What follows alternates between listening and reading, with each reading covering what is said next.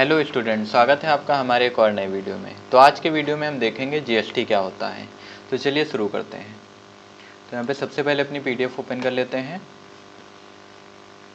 तो ये हमारी पीडीएफ जो है ओपन हो गई है और यहाँ पे हम लोग जो है पिछले वीडियो में हम लोगों ने इन्वेंट्री तक कवर कर लिया था। आज हम लोग इसके आगे देखेंगे कि जीएसटी क्या होता है। तो जीएसटी का मतलब होता है गुड्स एंड सर्विस टैक्स और यह एक एकीकृत कर प्रणाली होती है जिसे भारत में जो है 1 जुलाई 2017 को लागू किया गया था। और यह पुरानी टैक्स प्रणालियां जैसे वैट हो गया, टैक्स एक्साइज हो गया, तो ये सारी चीज़ें जो हट गई थी इनको हट के ये नया आपका टैक्स आया था जिसका नाम क्या था, जीएसटी। तो जीएसटी आपका क्या है, जीएसटी की फुल फॉर्म होती है गुड्स एंड सर्विस टैक्स और ये एक प्रकार का कर होता है यानी टैक्स होता है जो कि एकीकृत कर प्रणाली है। यानी इसको जानते हो, इसको कहते हैं आपका वन नेशन वन टैक्स। तो एक राष्ट्र और एक कर भी इसको कहा जाता है, वन नेशन वन टैक्स। इसके बाद आगे देखते हैं। तो दिया है जीएसटी की परिभाषा। तो वस्तु और सेवा कर यानी जीएसटी जो होता है वो अप्रत्यक्ष कर है यानी इनडायरेक्ट टैक्स है जो वस्तुओं और सेवाओं की पूर्ति जो सप्लाई होती है पर लगाया जाता है और इसमें केंद्रीय और राज्य सरकार दोनों शामिल होती हैं और दोनों का हिस्सा होता है, जिसमें यह केंद्र और राज्य द्वारा साझा किया जाता है। यानी जो भी जीएसटी का परसेंटेज होता है वो केंद्र सरकार और राज्य सरकार दोनों द्वारा वसूला जाता है। और इनडायरेक्ट टैक्स ऐसे टैक्स होते हैं जो हमसे सीधे तौर पे ना लिए जाते हैं पर हमारे द्वारा खरीदी गई हर एक वस्तु और सेवा पे लगे होते हैं, उन्हें बोला जाता है इनडायरेक्ट टैक्स। तो यहाँ पे बताया गया टैक्स के प्रकार क्या क्या हैं। तो यहाँ पे समझ सकते हैं, पहला है सीजीएसटी। तो केंद्र सरकार द्वारा वसूला गया टैक्स होता है सीजीएसटी, जिसको बोलते हैं central goods and service tax. दूसरा है एसजीएसटी। तो एसजीएसटी क्या होता है, तो ये राज्य सरकार द्वारा वसूला गया टैक्स होता है। तो ये स्टेट गवर्नमेंट जो है वसूलती है, state goods and service tax इसका पूरा नाम होता है। आईजीएसटी होता है integrated goods and service tax. तो इसमें क्या होता है, तो जब एक राज्य से दूसरे राज्य में वस्तु या सेवा की आपूर्ति होती है, यानी कि आपका राज्य अगर चेंज हो जाए, फॉर एग्जांपल जैसे आप यूपी में रह रहे हैं और यूपी में रह के आपने जो है यूके यानी उत्तराखंड में माल भेजा, तो यहाँ पे जो जीएसटी लगेगी वो लगेगी आपकी आईजीएसटी। यहाँ पे आईजीएसटी आपको देनी होगी, integrated goods and service tax. अगर आप यूपी में रह के फिर यूपी में ही लेन देन करते हो, यूपी में ही माल बेच रहे हो या खरीद रहे हो, तो वहाँ पे आपका सीजीएसटी लगता है और एसजीएसटी लगता है। तो सेम स्टेट में अगर आप परचेस सेल करेंगे तो सीजीएसटी एसजीएसटी लगेगा, अदर स्टेट में करेंगे तो वहाँ पे आईजीएसटी। और अगर आप किसी केंद्र शासित प्रदेश के साथ व्यापार करते हैं तो वहाँ पे यूटीजीएसटी आपको देना होगा। इसके बाद टैक्स के उद्देश्य क्या है, तो टैक्स जो है वो पारदर्शिता को बढ़ाता है, ट्रांसपेरेंसी को। इसके बाद यह एक देश जो होता है एक टैक्स नीति लागू करता है। तो एक देश एक टैक्स नीति, इसको वही बोला था अभी कि वन नेशन वन टैक्स भी बोला जाता है। टैक्स चोरी को कम करना, ये भी जीएसटी का उद्देश्य है। व्यापार को सरलता से लाना। पहले देखिए टैक्स होता क्या था, जैसे यूपी है यहाँ पे दूसरा टैक्स चल रहा है और आपका जो बिहार हो गया वहाँ पे दूसरा टैक्स चल रहा है। तो इस वजह से टैक्स के परसेंटेज में काफ़ी चेंज रहता था, तो टैक्स की चोरी हो जाती थी। अब सामने वाले से जैसे बता दिया गया 28% टैक्स पड़ रहा है, पर पड़ कितना रहा है, पड़ जैसे 12% ही रहा है, तो यहाँ पे टैक्स की चोरी हो जाती थी। तो इस वजह से पहले अलग अलग राज्य में अलग अलग जो है टैक्स के परसेंटेज चलते थे। पर जीएसटी के बाद क्या हुआ कि हर एक वस्तु का टैक्स जो है वो बिल्कुल सेम कर दिया गया। अगर यूपी में किसी वस्तु पे 28% टैक्स लग रहा है तो वो बिहार में, आपका राजस्थान में, झारखंड में, हर जगह जो है अपने अपना जो भी इंडिया है उसके अंदर जितने भी राज्य होंगे उन सभी पे सेम परसेंटेज ही वहाँ पे लगने वाला है। इसके बाद जीएसटी का रेट देना आवश्यक क्यों है, तो देखिए प्रत्येक जो आपकी वस्तु होती है उस पर जीएसटी का रेट जो है वो निर्धारित है। जैसे 5% की जीएसटी, 12% की जीएसटी, 18% की जीएसटी, 28% की जीएसटी, तो अलग अलग परसेंटेज की जो जीएसटी है वो दी हुई है। तो हर एक वस्तु पे जो है अलग परसेंटेज दिया होता है। अब यदि कोई वस्तु 18% के जीएसटी में आती है तो टैली में जो स्टॉक आइटम बनाएंगे, बनाते समय ही हम बता देंगे कि ये वाला जो आइटम है ये 28% की कैटेगरी में आता है। तो वहीं पे अगर हम सेट कर देंगे तो आगे जो है वो अपने आप कैलकुलेट कर लेगा। तो inter state versus intra state क्या होता है, तो इंट्रा स्टेट क्या होता है, तो राज्य के अंदर लेन देन होता है तो वहाँ पे सीजीएसटी और एसजीएसटी लगता है, और अगर राज्य के बाहर लेन देन होता है तो आईजीएसटी लगता है, जिसे इंटर स्टेट बोलते हैं। तो यहाँ पे इंट्रा स्टेट और इंटर स्टेट दो चीज़ें होती हैं। एक तो राज्य के अंदर आपका लग रहा है तो सीजीएसटी एसजीएसटी, और राज्य के बाहर लग रहा है तो आईजीएसटी। इसके बाद अगर उत्तर प्रदेश से आप उत्तर प्रदेश में ही माल बेच रहे हैं तो वहाँ पे CGST लगेगा कितना 9% और SGST लगेगा 9%। कब? जब आपका ये 18% टैक्स होगा तो उसका हाफ कर देंगे, यानी आधा 9% CGST वसूलेगी और 9% SGST। तो उत्तर प्रदेश से अगर आप महाराष्ट्र में माल बेचेंगे तो सीधा सीधा आपका जो है 18% ही टैक्स लगेगा, वो भी IGST। तो अगर आप सेम स्टेट में यानी उत्तर प्रदेश से उत्तर प्रदेश में लेन देन करेंगे तो C और SGST लगेगा, वो भी आधा आधा। और अगर आप यहाँ पे उत्तर प्रदेश से महाराष्ट्र में लेन देन कर रहे हैं तो IGST लग जाएगा।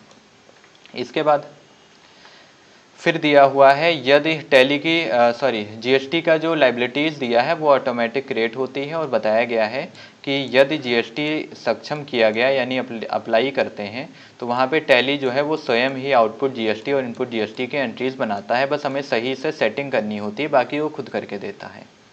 तो अगर आप जो है 10,000 रुपये की वस्तु को बेचते हैं जिस पे आपका 18% की GST लग रही है, तो कैसे उसकी एंट्री होगी? तो आपका सेल हुआ 10,000 का, उस पर आपका CGST लगा कितना 900 रुपये, यानी इसका अगर हम लोग जो 10,000 है इसका अगर हम लोग 9% निकालेंगे तो होगा 900। तो 900 CGST गया, 900 SGST गया, तो टोटल जो इनवाइस होगी कितने की बनेगी? तो टोटल बनेगी यहाँ पे 11,800 की, क्योंकि 900 900 1800 रुपये ये हो गए प्लस 10,000 पहले के थे, तो टोटल आपका कितना जा रहा है? 11,800 रुपये आपको पे करने होंगे अगर किसी वस्तु की कीमत आपका 10,000 है और उस पर जो है 18% की GST लग रही है। इसके बाद GST रिटर्न में क्या दिया है? तो GST के जो रिपोर्ट होती हैं उसमें GSTR1, GSTR2, GSTR3 भी होता है। तो ये आपकी सेल की रिपोर्ट होती है GSTR1, और GSTR2 ये आपके परचेस की रिपोर्ट होती है, और GSTR जो 3 भी होती है ये आपका जो भी सेल होता है उससे परचेस को माइनस किया जाता है, फिर जो टोटल बचता है वो आपका क्या होता है? वो होता है GSTR3B। इसके बाद ये आपकी रिपोर्ट देखने के लिए दिया हुआ है कि ऐसे हम लोग रिपोर्ट देखते हैं। तो gateway of tally, display, स्टेटरी report और GST। इसके बाद परचेस की एंट्री GST में कैसे करेंगे? तो अगर लोकल परचेस है, लोकल यानी आपका सिंगल स्टेट के अंदर, जैसे उत्तर प्रदेश के अंदर ही आपने खरीदा और अंदर ही आपने बेचा, तो वहाँ पे अगर एंट्री करेंगे तो कैसे करेंगे? अब हमारा सप्लायर है XYZ सप्लायर। अब XYZ ट्रेडर्स जो हैं ये उत्तर प्रदेश के हैं और इनसे हमने क्या खरीदा? तो इनसे हमने पेन खरीदा है, पेन का ये HSN कोड हो गया। और क्वांटिटी कितनी? तो हमने 10 पेन खरीदे हैं और एक पेन पड़ता है कितने का? तो एक पेन जैसे 50 रुपये का है, तो 10 पेन अगर हमने खरीदे तो टोटल निकालना है, उस पर 18% GST भी लगेगी। तो HSN कोड क्या होता है ये थोड़ा समझ लीजिए। तो जितने भी प्रोडक्ट होते हैं उन सबका एक कोड होता है जिससे उसकी यूनिवर्सल पहचान होती है, यानी विश्व स्तरीय जो है उसको एक नंबर दिया जाता है जिसे HSN कोड बोलते हैं। तो वही हमारा नंबर जो है वो HSN होता है। इसके बाद तो इसकी एंट्री कैसे करेंगे ये समझ लेते हैं। तो वस्तु कितने की है? तो वस्तु का रेट है आपका 50 रुपये का पेन है, 10 पेन हमने खरीदे हैं, 18% GST देनी है। कैसे होगा? तो परचेस हमने किया कितने का? तो परचेस अगर हम करेंगे तो ये 500 का होगा, क्योंकि 10 पेन हमने जो है खरीदे हैं, एक पेन की कीमत 50 है, तो यहाँ 500 रुपये के टोटल हमारे पेन होंगे, जिस पे अगर GST निकालेंगे हम 9%, तो 9% निकलेगी कितनी? 45 रुपये। तो 45 रुपये यहाँ पे और 45 रुपये यहाँ पे, तो CGST और SGST दोनों GST 45 ऐड हो जाएगा और ये 500 इतना। तो टोटल अगर हमें पे करना होगा तो हम इनको कितना पे करेंगे? तो 590 रुपये हमें पे करना पड़ेगा। किसको? XYZ ट्रेडर्स को। इसके बाद फिर यहाँ पे सेल की इनवाइस कैसे होगी? तो हमारा कस्टमर है ABC प्राइवेट लिमिटेड और ये महाराष्ट्र के रहने वाले हैं। देखिए हमारा बिजनेस चल रहा है यूपी में, पर इस बार क्या है महाराष्ट्र के साथ हम ट्रांजैक्शन करेंगे। तो आइटम का क्या नाम है? तो आइटम है हमारे पास माउस, जिसकी कीमत है 400 रुपये और 5 माउस जो हैं हमने बेचे हैं। तो कैसे होगा? और 18% की GST लगेगी और यहाँ पे IGST लगेगा। क्यों IGST लगेगा? क्योंकि हमारा स्टेट जो है वो बदल गया, अदर स्टेट के साथ हम व्यापार कर रहे हैं। तो टोटल जो हमारा बिल बनेगा यहाँ पे देखिए कैसे बनेगा। तो सेल का बिल बनाने के लिए देखिए 400 रुपये का एक था और हमने कितने लिए? 5 लिए, तो 2000 रुपये की हमारी जो है सेल हुई है। तो 2000 की सेल हुई है जिस पे हमने GST लगाया कितना? तो GST लगाया 18%। तो इसका अगर 18% निकालेंगे तो 360 आएगा। अब इसको कैसे निकालना है? तो आपको जो है यहाँ पे लिखना है पहले अमाउंट, जैसे 2000 रुपये हैं तो यहाँ पे 2000 लिख दीजिए। इसके बाद इसको मल्टीप्लाई कर दीजिए जितना परसेंट निकालना है। अब जैसे 18% निकालना है तो यहाँ पे 18 आपको लिखना है, फिर यहाँ पे नीचे आपको जो है 100 लिख देना है, फिर ये 0 से ये 0 ख़त्म कर देना है। अब ये जो 18 है इसका इससे मल्टीप्लाई कर दीजिए, तो 18 का डबल आपका कितना हो जाएगा 36, और एक 0 यहाँ पे है तो एक 0 यहाँ पे कर देते हैं। तो 360 रुपये आपका निकला 18%। यहाँ पे देख सकते हैं वही 360 जीएसटी लगा। तो टोटल इनको पे करेंगे तो कितना करेंगे 2360, यानी यहाँ पे देखिए 2360 रुपये जो है ये हमको पे करेंगे, क्योंकि ये हमसे खरीद रहे हैं, ये हमारे कस्टमर हैं। इसके बाद इनपुट टैक्स क्रेडिट क्या होता है?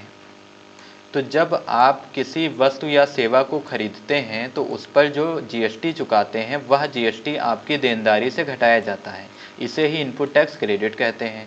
अब एक एग्जांपल से इसे समझते हैं। तो देखिए, जैसे आपने जो है 1000 रुपये का एक सामान खरीदा और उस पर आपने 180 रुपये जो है जीएसटी दिया। तो 1000 का आपने खरीदा था, 180 रुपये आपने जीएसटी दे दिया। उसके बाद उस सामान को आपने 2000 में बेचा, और जब बेचा तो आपका जीएसटी कितना बना? तो जीएसटी आपका बन गया 360 रुपये, क्योंकि इसका फिर निकाला जाएगा। पहले वाले में देखिए कितना निकला, पहले वाले में इसका जीएसटी निकाला गया, दूसरे वाले में इसका जीएसटी निकालेंगे। तब ऐसे होगा कि एक जो भी पे कर रहे होंगे उनको तो दो बार जीएसटी देनी पड़ेगी।